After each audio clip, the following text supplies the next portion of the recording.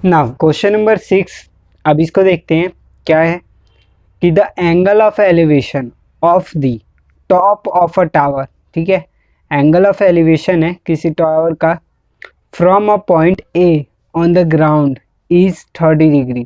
तो पहले हम डायग्राम बनाते हैं इतने का, फिर उसके बाद आगे का समझेंगे कि क्या बोल रहा है क्वेश्चन में। ओके, सो कुछ इस तरीके से बनेगा डायग्राम। एंगल ऑफ एलिवेशन हमें शो करना है, तो लाइक दिस, कितना बोला था, 30 डिग्री पॉइंट ए से बन रहा है। Okay, on moving a distance of 20 metre towards the foot of the tower to a point B, ठीक है, the angle of elevation increases to 60 degree. यानी कि जब हम ए पॉइंट से towards the foot of the tower, ये tower है तो ये इसका फुट हो गया, तो टूवर्ड्स द फुट अगर हम मूव कर रहे हैं तो एक पॉइंट बी है जो कि 20 मीटर अवे है फ्रॉम पॉइंट ए, तो यहाँ से जो एंगल ऑफ एलिवेशन बन रहा है ये बन रहा है 60 डिग्री का, तो ये पॉइंट बी हो गया। आगे हमें क्या बोला है, find the height of the tower, ये जो हाइट है मैं इसको पूरा नेमिंग कर देता हूँ सी डी। सो ये height of the tower, H की वैल्यू हमें बताना है। ओके, ये पूरा height of the tower and the distance of the tower from the point A, यानी कि ए पॉइंट से ये सी के बीच का डिस्टेंस बताना है। यही हुआ ना, ये टावर हुआ, तो ए पॉइंट से कितने डिस्टेंस पे है टावर ये हमें बताना है। ओके, सो पहले लिख लेते हैं एक बार कि let C D be the tower. Okay, अब देखो अलग अलग ट्रायंगल में, in triangle A C D, okay, यहाँ पे क्या हो जाएगा, 1030 is equal to C D by A C. अब 1030 क्या होता है, 1/√3, सी डी की जगह पे मैं एच पुट कर दे रहा हूँ और ए सी। अब ए सी को ध्यान से देखना है, यहाँ पे समझना, ए सी जो है ए बी, ओके, यानी यहाँ से यहाँ तक प्लस में बी सी, ये वाली वैल्यू यही होगा ना, A C is equal to A B plus B C. मैं ऐसे लिख सकता हूँ, मान लो इसको मैं बोल देता हूँ एक्स, लेट कर लेते हैं, यहाँ पे लेट कर लो, let B C is equal to x metre. Okay, so ये चीज़ मैं रिप्रेजेंट कर सकता हूँ, तो यहाँ पे ए सी की जगह पे मैं क्या लिख दे रहा हूँ, 20 + x। ओके, नाउ अब हम यहाँ से क्या करेंगे, ये 20 + x is equal to √3h, x की वैल्यू यहाँ से क्या आ जाएगी, √3h बाय 20, नहीं सॉरी -20, अभी यहीं पे रहने देते हैं। ओके, ये फर्स्ट इक्वेशन है। अब दूसरे, in triangle B C D, यहाँ पे क्या हो गया, 1060 is equal to h by x हो गया, 1060 √3 होता है, तो √3h बाई एक्स, तो यहाँ से h की वैल्यू क्या आ गई, √3x। ओके, इसको सेकंड इक्वेशन बोल दो। अब नाउ इसके बाद क्या करेंगे, हम जस्ट पुट कर देते हैं, putting the value of h in equation first. ये जो h की वैल्यू है, h is equal to √3x, इसको मैं फर्स्ट में पुट कर देता हूँ। तो फर्स्ट वाला क्या है, 20 + x इज इक्वल टू √3, वैसे रहेगा, h की जगह पे अब क्या पुट कर देंगे हम, √3x। तो अब ये क्या बन जाएगा, 20 + x इज इक्वल टू, ये जब मल्टीप्लाई हो जाएगा तो 3 यानी 3x, तो ये 20 इज इक्वल टू क्या आ जाएगा, 3x - x, तो यहाँ पे x इज इक्वल टू क्या आ जाएगा, 10 मीटर। ओके, सो यानी x की वैल्यू 10, यानी कि हमने एक चीज़ सॉल्व कर दिया, ये AC क्या हो गया, AB + BC, यानी 20 + 10 यानी 30 मीटर के डिस्टेंस पे ये A पॉइंट है। ओके, यहाँ से। अब दूसरा चीज़ जो हमें फाइंड आउट करना था वो h की वैल्यू। तो अगेन इसके बाद आप लोग यहाँ पे क्या कर दोगे, लिखोगे फिर से putting the value of x in equation second. तो h इजकल टू √3, x की वैल्यू अभी हमने 10 फाइंड किया, तो क्या आ जाएगा 10 √3।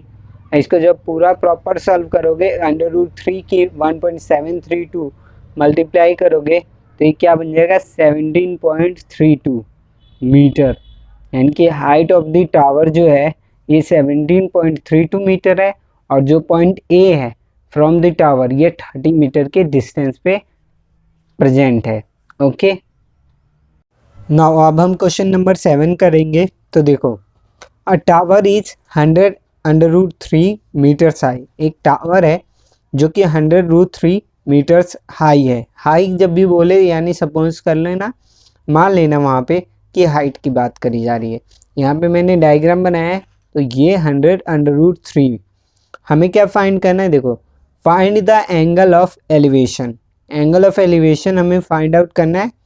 कंडीशन क्या है कि if its top from a point, एक पॉइंट से उसका top 100 meter away from its foot, जो पॉइंट है ठीक है वो 100 मीटर अवे है फ्रॉम इट्स फुट। ये फुट हो गया, 100 मीटर अवे ये वाला पॉइंट हो गया, और मैं इसकी नेमिंग कर देता हूँ, ये ए, ये B and then C. Okay, so ये सी जो पॉइंट है ये 100 मीटर अवे है इसका, ये जो टावर का बेस से यानी उसके फुट से। तो हमेशा की तरह पहले हम लेट करेंगे, let A B the tower. Okay, A B हमने टावर लेट कर लिया। ओके, उसके बाद लिखेंगे हम in triangle A B C tan theta. Okay, tan theta is equal to A B by B C. Okay, फिर again हम लिख देंगे tan थीटा, ए बी की वैल्यू 100 √3 अपॉन में बी सी की वैल्यू जो 100 है वो लिख दिया। 100 से 100 कैंसिल हो जाएगा, ये tan theta is equal to, अब देखो √3 बचेगा। चलो मैं आप लोगों के लिए एक बार लिख देता हूँ ऐसे प्रॉपर, ठीक है। अब tan theta is equal to √3 का आपको पता है कि tan 60 की वैल्यू होती है। 10 से 10 कैंसिल हो गया तो थीटा कितना आ गया 60 डिग्री। ओके, सो यही है angle of elevation. Now question number 8 देखते हैं। देखो, the shadow of a flag staff, ठीक है, is 3 times as long as shadow of the flag staff. ठीक है, उसके 3 टाइम्स है कब, when the sun rays meet the ground. जो सन की रे है वो ग्राउंड से मिलती हैं at an angle of 60 degree. जो एंगल है ये 60 डिग्री पे जब वो ग्राउंड से सन की रे मिलती हैं, तो जो शैडो होता है ना फ्लैग स्कार्फ का वो 3 टाइम्स होता है shadow of the flag staff when the sun rays meet the ground at an angle of 60 degree. ठीक है, 60 डिग्री पे जब मिलता है तो हमें क्या फाइंड आउट करना है कि angle between the sun rays and the ground, ground और सन रे के बीच में, ये ग्राउंड और सन रे के बीच में एंगल हमें फाइंड आउट करना है एट, ठीक है, at the time of longer shadow, यानी जिस समय सबसे बड़ा शैडो बनेगा ना उस समय कितना एंगल फॉर्म हो रहा है वो हमें फाइंड आउट करना है। तो इसको मैं थीटा बोल देता हूँ, इसको मैं एच से रिप्रेजेंट कर देता हूँ। ठीक है, ये शैडो हो गया, और फिर उसका शैडो जब लॉन्ग, सबसे ज़्यादा लॉन्ग शैडो जब फॉर्म हो उस समय कितना एंगल फॉर्म होगा ये हमें फाइंड आउट करना है। ठीक है, यानी एक तरीके से एंगल ऑफ एलिवेशन का। तो यहाँ पे जो चीज़ें गिवन है पहले उसको लेट कर लेते हैं। तो लेट, ठीक है, सो लेट जो आपका ये ए बी है, ए बी द फ्लैग स्कार्फ। ठीक है, ये तो हमने ये मान लिया। दूसरा, लेट बी सी, जो है आपका बी सी है, ओके, इतना B C is equal to x meter, ठीक है, B C is equal to x meter, be the length, जो ये बी सी है ना एक्स मीटर की, ये लेंथ होगी कब, जब हम शैडो की बात करेंगे, ठीक है, B C be the length of its shadow,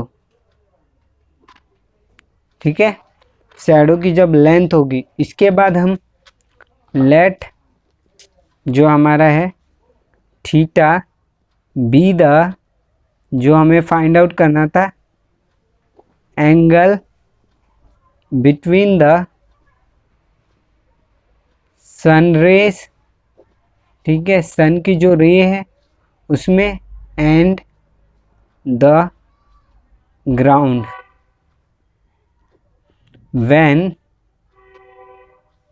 ठीक है, A D is equal to, sorry यहाँ पे हो जाएगा B D, not A D, B D is equal to 3x, 3 times की बात करी गई थी, तो यानी कि यहाँ से लेकर यहाँ तक की वैल्यू क्या हो जाएगी, 2x हो जाएगी। ये B D is equal to 3x, तो यानी यहाँ से लेकर यहाँ तक की वैल्यू हो जाएगी। ओके, अब देखते हैं in triangle C B A, C B A या ये बी सी बोल दो, सी बी ए हमारा क्या हो जाएगा, 1060 is equal to A B by B C, ठीक है, 1060 जो होता है √3, ए बी एच यहाँ पे पुट कर दो, बी सी की वैल्यू यहाँ पे x पुट कर दो, तो यहाँ से हमें पता चल जाएगा h की वैल्यू, तो h क्या हो जाएगा, √3x is equal to h, इसे हम बोल देते हैं फर्स्ट इक्वेशन। अब नाउ अब देखते हैं in triangle A B D, A जो ये है आपका ए बी और डी, इसकी बात करते हैं, तो अब क्या हो जाएगा, tan theta is equal to A B by B D. Okay, तो tan थीटा तो वैसे ही रहेगा, ए बी की वैल्यू क्या है h, और बी डी की वैल्यू क्या हो जाएगी, यहाँ से 3x में लिख सकता हूँ, क्योंकि बी डी क्या है यहाँ से यहाँ, तो देखो B C is equal to x है और C D is equal to 2x है, तो 2x प्लस एक्स 3x हो गया, और tan थीटा इजकल टू फिर क्या हो जाएगा, h बाई एक्स हो जाएगा, ठीक है, 3x सॉरी। अब इसके बाद हम लिख देते हैं putting the value of equation first in second, हम इसको सेकेंड इक्वेशन बोल देते हैं, तो यहाँ से क्या हमें फाइंड आउट हो जाएगा, tan x h की वैल्यू √3x था, तो √3x अपॉन में यहाँ पे 3x लिखा हुआ है, तो ये कर दिया, x से x कैंसिल हो जाएगा, इससे कैंसिल होगा, तो ये क्या बन जाएगा, √3 बचेगा, तो tan x is equal to 1/√3, √3, यहाँ से tan थीटा, ठीक है, tan theta is equal to 1/√3 किसकी वैल्यू होती है, tan 30 की, अब यहाँ से ये कैंसिल हो जाएगा, तो theta is equal to 30 degree आपका आ जाएगा। अगर आपको ये क्वेश्चन दोबारा थोड़ा सा बता देता हूँ कि क्या है, एक रेड फ्लैग स्कार्फ था, ठीक है, उसकी शैडो की बात करी जा रही थी, तो इसको हमने पहले इसकी हाइट जो हमने एच लेट किया, ठीक है, और ये हमने थीटा लेट किया, इस तरीके से जब उसका 3 टाइम्स जो शैडो बन रहा था, फिर हमने वैल्यू फाइंड की एच की, फिर उसके बाद हमने एच की वैल्यू सेकेंड इक्वेशन में पुट किया, और फिर हमें थीटा की वैल्यू एग्जैक्ट पता चल गया। ये थीटा क्या था, ये एंगल था बिटवीन द सन रे, जो एक सन की रे जो आ रही होगी वो, ठीक है, ये सपोज करो सन रे और ये ग्राउंड है, तो इसके बीच में जो एंगल बना वो कितना है, 30। ओके, अब अगला क्वेश्चन करते हैं। अब क्वेश्चन नंबर 9 को डिस्कस करते हैं। देखो क्वेश्चन की स्टेटमेंट क्या है, the angle of elevation of a jet, ठीक है, एंगल ऑफ एलिवेशन एक जेट का, jet plane from a point A, कोई पॉइंट है ए, वहाँ से जो एंगल ऑफ एलिवेशन बन रहा है on the ground is 60 degree, ठीक है, ये मैंने डायग्राम बनाया ताकि आपको अच्छे से समझ में आए। तो वो पॉइंट ए ये रहा, जो एंगल ऑफ एलिवेशन ये वाला 60 डिग्री का बन रहा है एक जेट, उसका अभी करंट पोजीशन जो है वो P पर है। Okay, after a flight of 30 second, जो उसने 30 सेकेंड का फ्लाइट लिया, ठीक है, the angle of elevation changes to 30 degree. अब 30 सेकेंड का जो उसने फ्लाइट लिया उसकी वजह से जो एंगल ऑफ एलिवेशन था, अब जेट पहले यहाँ पर था, 30 सेकेंड बाद वो यहाँ पर पहुँच गया क्यू पॉइंट पे, तो जो एंगल ऑफ एलिवेशन था जो यहाँ से ऑब्जर्वर था वो अब ये क्या बन गया, 30 डिग्री का एंगल बन गया। Okay, if the jet plane is flying at a constant height, जो जेट प्लेन है वो एक सर्टेन हाइट पे फ्लाई कर रहा होगा, तो अभी के लिए उसमें कंडीशन ये दिया है कि इफ़, ओके, यानी कि कांस्टेंट हाइट पे होगा। कांस्टेंट हाइट की वैल्यू क्या है, 3600 √3 मीटर। यहाँ पे मैंने रिप्रेजेंट कर दिया कांस्टेंट हाइट, मतलब यहाँ पे ये प्लेन का था, ये सिंपल इस तरीके से सेम हाइट पे जा रहा है। तो हमें क्या फाइंड आउट करना है, speed of the jet plane. इस बार ना तो हमें angle of elevation find out करना है ना हमें कुछ और, इस बार हमें स्पीड फाइंड आउट करना है। तो वो बताता हूँ कि स्पीड कैसे फाइंड आउट हो जाएगा, इजी है करने के लिए। ओके, तो लेट कर लेते हैं, लेट P एंड Q, जो ये P है और ये Q है, are the position of the jet plane. Okay, ये P पर है और जो 30 सेकेंड के बाद वो Q पर आ गया। उसके अलावा जो वैल्यू है वो गिवन है, वो लिख सकते हो, अदरवाइज वैसे नीड भी नहीं है। अब देखो इन ट्रायंगल, जो ट्रायंगल की बात करें इस वाले की देखते हैं, इन ट्रायंगल PBA, ये छोटे वाले का, इन ट्रायंगल PBA यहाँ पे हो जाएगा 1060 is equal to PB by AB। PB जो है ये परपेंडिकुलर और AB जो है ये बेस हो गया, तो PB बाय AB हो जाएगा। और 1060 की वैल्यू √3, अभी हमने लास्ट क्वेश्चन में भी ये देखा था, ये इसकी वैल्यू पुट कर दूंगा 3600 √3 मीटर, और AB हमें नहीं पता AB, तो AB हमें यहाँ से फाइंड आउट हो जाएगा। अब देखिए √3 ये कैंसिल हो जाएगा क्योंकि इक्वल में है, तो AB इज इक्वल टू कितना आ जाएगा, 3600 मीटर। AB जो है यानी कि इस पॉइंट से इस पॉइंट पे की लेंथ जो है ये 3600 मीटर है। अब दूसरे वाले ट्रायंगल देखते हैं, तो इन ट्रायंगल कौन सा, QCA, बड़े वाले ट्रायंगल की बात कर रहे हैं, QCA, तो यहाँ पे बन जाएगा 1030 इज इक्वल टू QC जो परपेंडिकुलर हो जाएगा QC बाय AC, ये बड़े वाला। ओके, तो AC 1031 बाई √3 QC। अगर हम बात करें तो ये जो इतनी हाइट है, क्योंकि कांस्टेंट हाइट था तो सेम हाइट होगा, यानी कि कहने का मतलब ये जो PB की वैल्यू है ये QC के बराबर होगा। क्यों, क्वेश्चन में बोला था कि कांस्टेंट हाइट पे वो फ्लाई कर रहा है, तो QC 3600 √3 में पुट कर दूंगा, AB यहाँ पे रहने दूंगा, तो यहाँ से AC मेरा क्या हो जाएगा 3600 √3 और ये मल्टीप्लाई हो जाएगा तो √3 बन जाएगा, यानी कि 3600, अब ये दोनों मल्टीप्लाई होके 3 बन जाएंगे, तो यहाँ से AC जो है हमारा 10, ठीक है, ये 00 लग जाएगा, ये 8 और फिर ये 0, 10800 मीटर। ओके, 10,800 मीटर, ये वैल्यू आ जाएगी QC की, सॉरी AC की, यानी यहाँ से यहाँ हमने इस छोटे वाले ट्रायंगल से फाइंड आउट कर लिया AB की वैल्यू, बड़े वाले ट्रायंगल से AC की वैल्यू फाइंड आउट कर लिया। ठीक है, अब देखते हैं PQ। अब देखो ये जो P से लेकर Q तक की वैल्यू ये इक्वल होगा BC के, is equal to BC is equal to, अब किसके होगा, अब टोटल देखते हैं, टोटल हमारा AC है, टोटल में से मैं AB वाला माइनस कर दूं, ये देखो टोटल वैल्यू उसमें से ये वाला माइनस कर दूंगा तो ये इक्वल आएगा BC के, और BC PQ के इक्वल है। तो AC माइनस AB, अभी हमने AC का फाइंड आउट किया था 10 800 माइनस AB का जस्ट यहाँ पे स्टार्टिंग में फाइंड आउट किया था 3600। ठीक है, तो 3600 ये पुट कर देंगे तो आंसर जो बचेगा 7200 मीटर। ये हमारा PQ का वैल्यू आ गया। ओके, यहाँ तक आई होप आप लोगों को समझ में आया हो।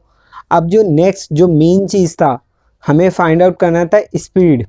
ठीक है, तो अब देखो इसके बाद यहाँ पे आप लिख सकते हो। ओके, मैं नेक्स्ट पेज में आपको बताता हूँ।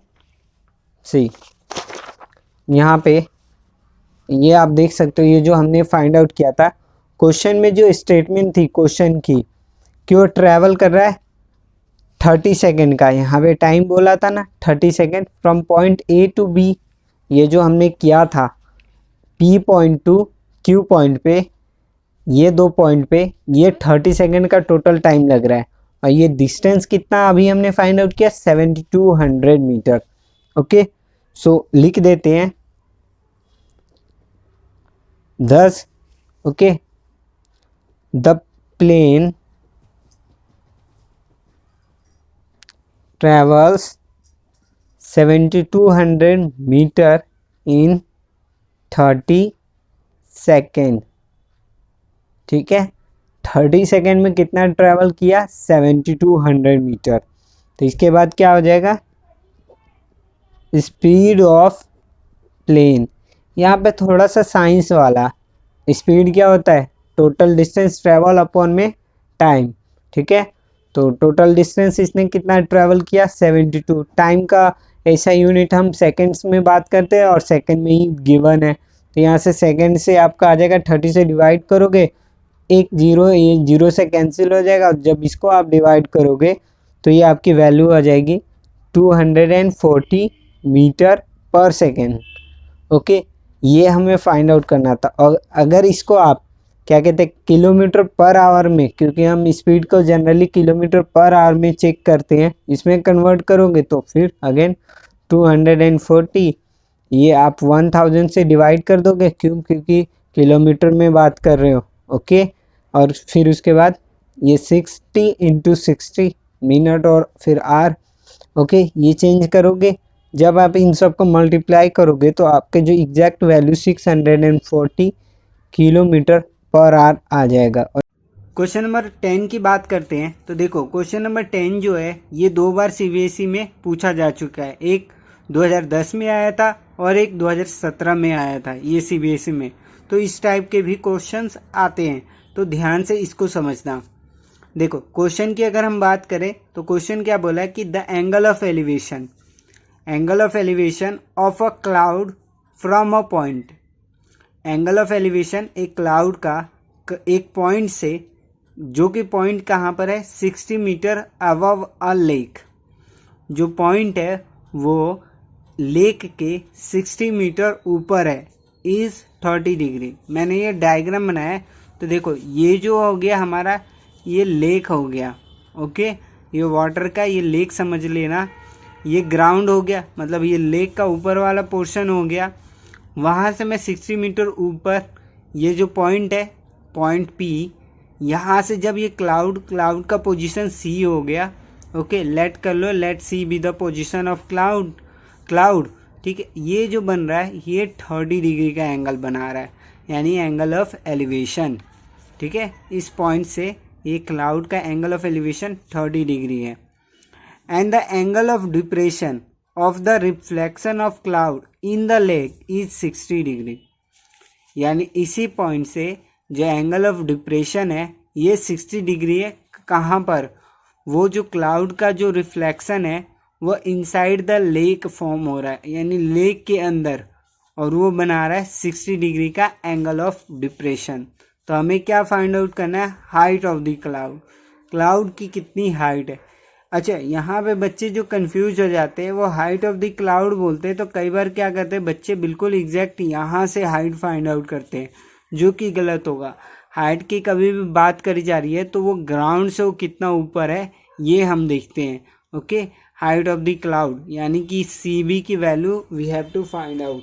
तो सबसे पहले हम यहाँ पे आप देख सकते हो इस तरीके से, दोबारा बता देता हूँ। देखो ये लेक का जो है ऊपर वाला पोर्शन हो गया, ये 60 मीटर के ऊपर एक पॉइंट पी हो गया, यहाँ से एंगल ऑफ एलिवेशन जो सी है, ये क्लाउड का पोजीशन हो गया, देखा जा रहा है। तो ऑब्जर्वर जब देख रहा है तो 30 डिग्री एंगल बन रहा है। अब वही जब उसको शैडो यानी रिफ्लेक्शन को देख रहा है इन द लेक, तो वो क्या बन रहा है 60 डिग्री का। तो इस टाइप से भी क्वेश्चन आते हैं, तो आपको ध्यान से सॉल्व करना है। ऑलरेडी मैंने आपको बताया कि 2 बार सीबीएसई में पूछा जा चुका है। तो जब होता है ना टफ क्वेश्चन बनाने का, तो वो ऐसे देते हैं, इस टाइप के क्वेश्चंस देते हैं। एनसीईआरटी का अगेन एक बार फिर से आपको बोलूँगा कि जितने भी एनसीईआरटी के एग्जाम्पल्स और एक्सरसाइज में क्वेश्चन है उसको अच्छे से कर लेना। ओके, सो अब आगे बढ़ते हैं। तो लेट कर लो, सबसे पहले वही काम लेट करने का है। तो लेट ए बी, ठीक है, ये हम बात करते हैं इस ए बी की। तो ए B the surface of the lake, ठीक है। अदरवाइज टीचर कुछ पता चले वो पी एम को समझ ले सरफेस ऑफ द लेक और आपका गलत हो जाए आंसर, तो बताना पड़ेगा कि आपने ए बी को क्या माना है, सरफेस ऑफ द लेक माना है। अब P be the point of observer and C be the position of cloud, ठीक है। तो ये भी लिख दो, ठीक है। यहीं पे मैं लिख रहा हूं let P be the position of observer and C be the position of cloud. आप ये सेम चीज़ है, सेम यहाँ पे लिखा, बट आपको एग्जाम में प्रॉपर लिखना है। ओके, सो आई होप आप लोग आराम से इजीली समझ जाओगे और कर लोगे। अब देखो, इसके बाद मैं सीधा ट्रायंगल की बात करता हूँ। In triangle P M C, ये छोटे वाले की बात कर रहा हूँ, पी एम सी, तो ये क्या हो जाएगा 10 30 is equal to C M, C M Kejriwal नहीं, यहाँ वाला C M by P M, Modi ji यहाँ नहीं आ रहे, ठीक है। तो C M by P M, तो 10 30 की वैल्यू 1/√3, ओके। और ये सी एम का मैंने लेट किया है, C M is equal to h, ठीक है। तो यहाँ क्या हो जाएगा एच बाय पी एम, ठीक है। तो यहाँ से हमें पी एम की वैल्यू कितनी मिल जाती है h√3, ओके। जस्ट यहाँ से हमने बेस की एक वैल्यू फाइंड आउट कर लिया, ओके। अब देखते हैं बड़े वाले ट्रायंगल में। In triangle P M B, okay, हम बात करेंगे triangle P M, sorry B नहीं होगा एन होगा, क्योंकि ये पूरे बड़े वाले की बात कर रहे हैं। अदरवाइज ये अगर मैं बी की बात करता तो ये लाइन ऐसे होती। तो in triangle P M N, अब क्या हो जाएगा 10 60, ये तो बेस हो जाएगा इसके लिए, ये परपेंडिकुलर, तो ये क्या बन जाएगा एम एन अपॉन में, उसके ऊपर ये बेस का काम करेगा। तो यहाँ पे मैं लिख दूंगा पी एम 10 60 √3 हो जाता है।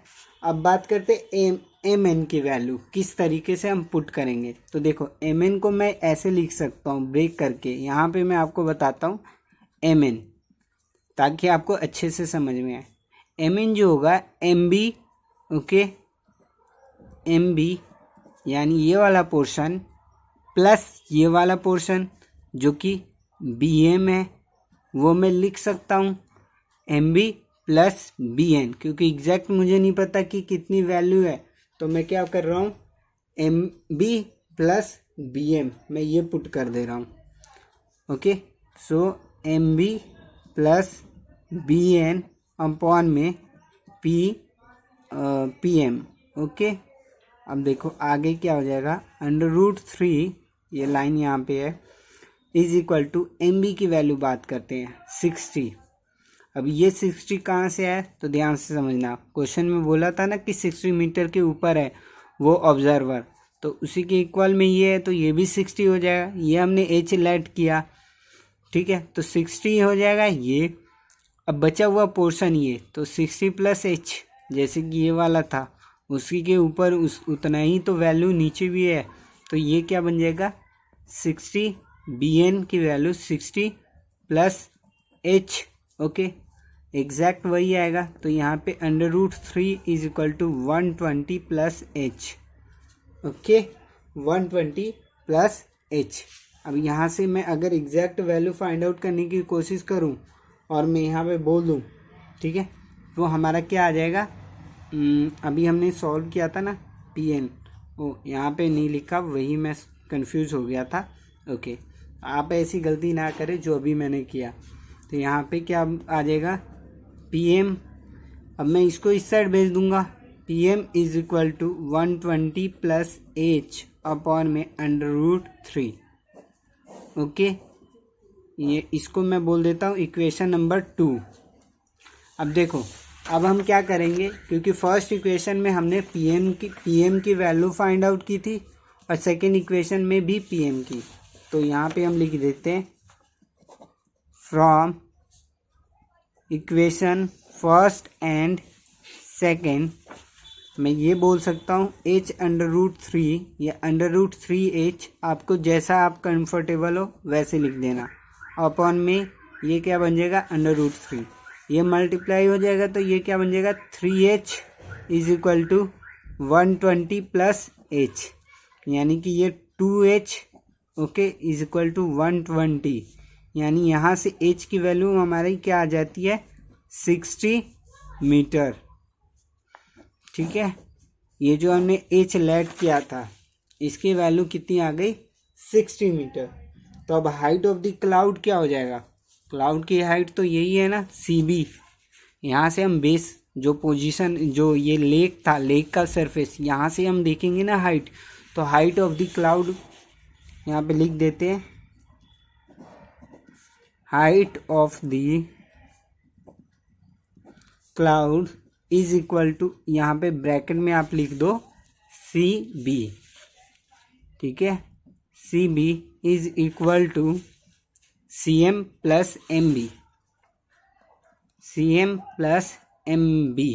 ओके, CM जो है ये हमारा H है और हमने लेट किया था, MB को हमने क्या बोला था 60, H प्लस MB। अब H की वैल्यू पुट करो, जो अभी हमने 60 फाइंड आउट किया 60, MB की वैल्यू भी 60 है, तो 60 प्लस 60 यानी कि 120 मीटर, जो क्लाउड है 120 meters above the surface of the lake है। तो thank you for watching this video. अब फिर एक अगली सीरीज जो इसका थर्ड और लास्ट पार्ट है वो बहुत जल्द आपको मिलेगा, जब तक कि 10 क्वेश्चन आप इसकी अच्छे से प्रैक्टिस करो। Okay, bye bye.